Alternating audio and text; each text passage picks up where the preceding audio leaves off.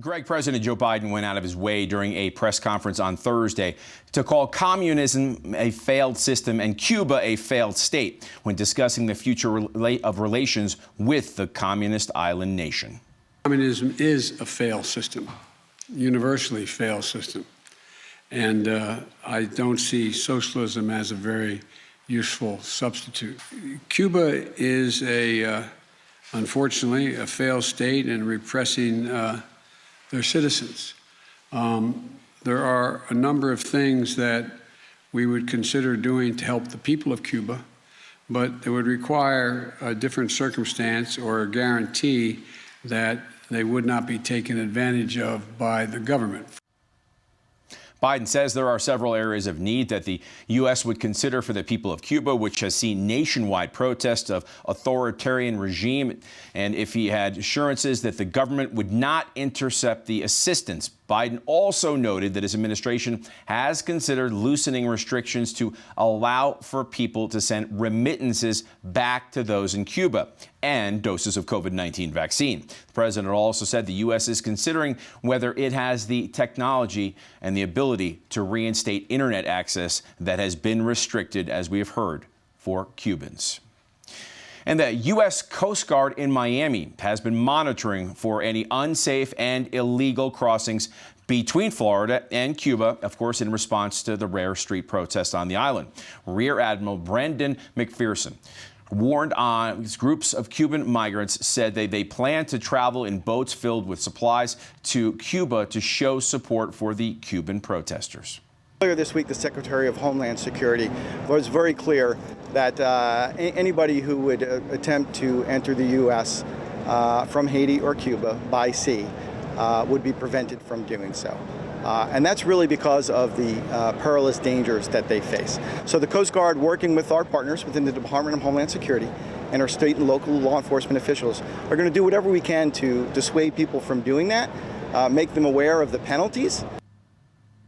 Now, he also cautioned Cubans that any migrants intercepted at sea will be returned to their homeland or sent to other countries under long-standing agreements intended to discourage people from trying to make that dangerous crossing. The U.S. has so far, at least, not detected any surge of migrants from Cuba. Greg, back to you. All right. I want to bring in author, pastor, and Victory News contributor David Holland. David, earlier when the Cuba thing started, I likened it to this. If you've ever tried to hold a beach ball under the water in a pool, your arms will tire and the thing will pop out. The people have a desire to be free. Your thoughts? Well, it's the truth, isn't it, Greg? We've seen this over and over the last 30 years or so. What we're seeing in Cuba today is a lot less like what we've seen in American cities last summer or in South Africa currently, and more like what we saw in Poland back in the late 80s and early 90s as they threw off communism, or we're actually seeing in Belarus today. And to a certain extent, what the people of Hong Kong have been trying to prevent over the last year with very little success. And that's because after you've lived under an oppressive Marxist dictatorship, people ultimately want to be free. Often the Church of Jesus Christ thrives under that oppression because the Church always thrives under persecution. But ultimately, these regimes invariably collapse under their own brutal, corrupt weight. And that's currently what we're seeing in Cuba right now. People want to be free.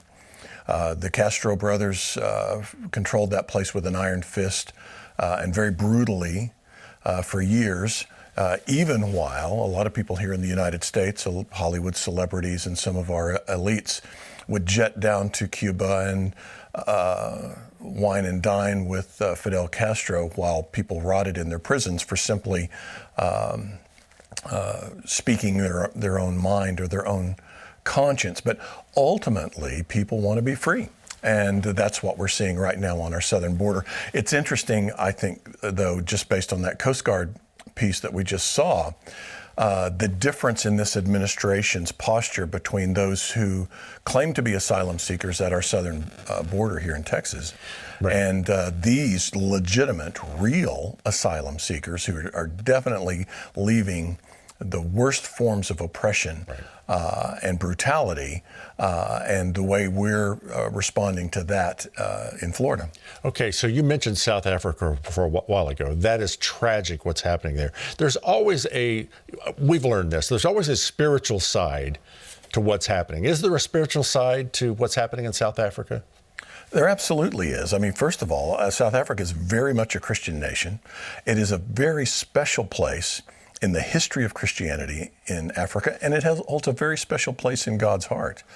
A lot of people don't know that 3/4 of Black African citizens of South Africa affiliate with some sort of Protestant or charismatic or evangelical denomination. And these are not the people who are currently killing and burning and destroying right now. If you want to understand politics in Africa, you have to understand tribal loyalties. And there's very much a tribal aspect of what's going on there right now, and a power struggle. There, again, we've had a corrupt Marxist government in place for a couple of decades now there. Increasingly, we've watched with concern what I call the Zimbabweization of South Africa, which is a tragic thing. South Africa is a beautiful, special place with a great Christian heritage, and that Christian heritage is going to see it through. That's right. When I encourage people to pray, I encourage them to pray for the believers of Cuba and pray for the believers of South Africa, because they are the key and they will ultimately make the difference there. You mentioned the word Marxism in South Africa, Marxism in Cuba, Marxism trying to rear its head here in America, Hong Kong, all these places. Excellent analysis, David, as always. Thank you so very much. My pleasure. Come back to you in just a moment.